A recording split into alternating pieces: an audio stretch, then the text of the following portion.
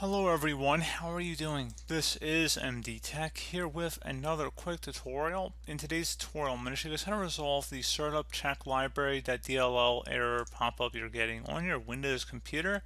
And it says it's a run DLL error and that the specified module cannot be found. So this should hopefully be a pretty straightforward tutorial, guys. And without further ado, let's go ahead and jump right into it. So we're going to start off by opening up the Start menu. Type in Task Scheduler. Best result should come back with Task Scheduler. Go ahead and open that up. Go ahead and expand the Task Schedule Library folder, so go double click on that. Do the same thing for the Microsoft folder. Should be a Windows folder under here too. Go ahead and double click on that.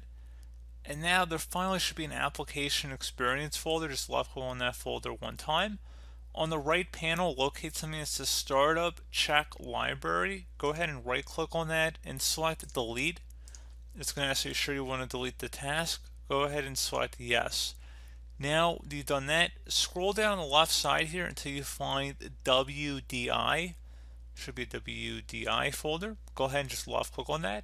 And on the right panel, if you notice a service that says SRV host, you'd want to go ahead and right click on it and delete it just like we did the other one. But you can see I do not have that in here, but if you did, you want to go ahead and delete that.